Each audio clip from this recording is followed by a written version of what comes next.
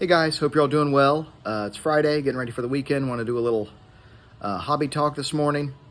These are my new sunglasses I got for Father's Day. They're the Deion Sanders brand. They're pretty flashy, flashier than what I'm used to. Hopefully, I think they look all right. Be nice in the comments, but they're pretty flashy. He's an inspiring guy, and I've mentioned on this channel before that my grandfather actually coached him in baseball. When he was obviously a much younger man. I forget how old he was when my grandfather coached him, but they called him Flash because of how fast he was. But that's, my grandfather, in his card room, he has a ball signed by him from when he was a kid, signed Deion Sanders. He's got the team picture of him, or the team photo with him in it, which is really neat. But enough about that. Just kind of a cool little claim to fame for Fort Myers, Florida. Shout out to Fort Myers. Shout out to my family. A lot of them watch. But last night, I bid on some items with Baseball Card Exchange. They do eBay Live now, and they auction off packs live, and it's Steve Hart doing it. I've talked about this a few times. I won a couple of packs, okay? And one of them was a rack pack. It's a football rack pack. And I asked Steve, hey, would you be willing to wrap this rack pack before you send it to me? Just because that way it'll be in the protective holder. It'll be, I already know it's authentic. I just want it in the protective holder, and I want it in the BBCE wrapping, just for the sake of having it. It's a 70s item, and I like to have that stuff, with the provenance, so to speak. And I sent him an email this morning reminding him, because he said, sure, no problem. And he responded very quickly and said, don't worry about it, this one's on us.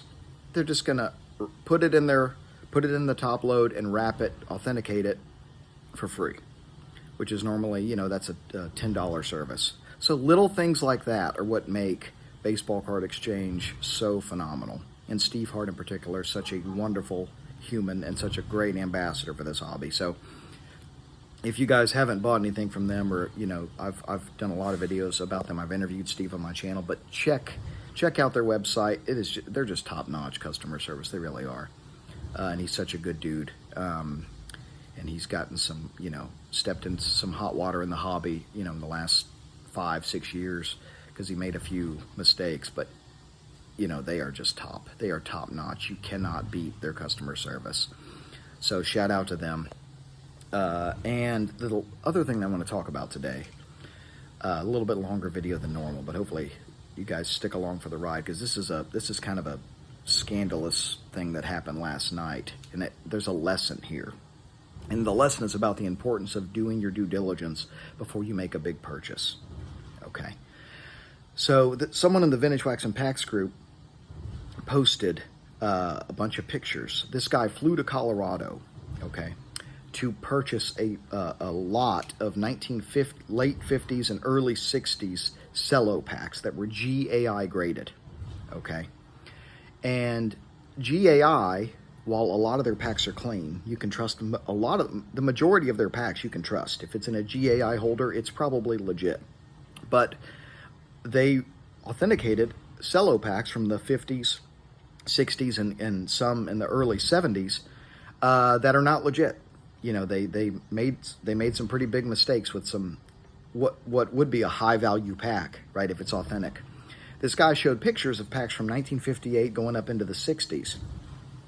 And he's like, should I send these to PSA? What do you guys think? And the packs, with the exception of maybe one, they're not legit. The wrapping is wrong on the back. Kurt Christensen, others that know what they're talking about, are weighing in saying these packs are not clean. They're not clean.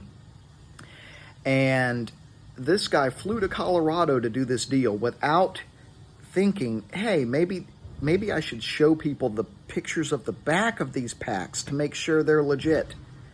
And to make it even more interesting, these were sold by Bill Mastro at one point, which of course he was, he is a name that is forever linked to hobby scandals. GAI isn't necessarily a deal breaker. Again, a lot of their packs are clean. Bill Mastro stuff, even that isn't necessarily a deal breaker. But if you're before you do a big purchase, before you fly anywhere, as a general rule, get some other people's perspectives and opinions about the potential legitimacy of an item. That is just short-sighted and stupid. To fly somewhere and purchase items, show pictures after, to find out that they're likely not legit. Do your due diligence.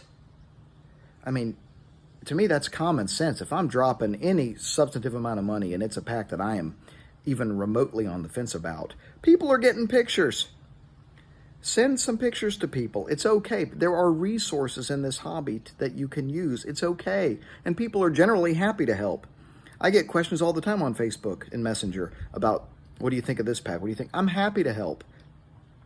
I love helping. I love meeting new people and trying to help them. That's part of what makes this hobby great. But with Unopened, it's a fickle thing, and you need to know.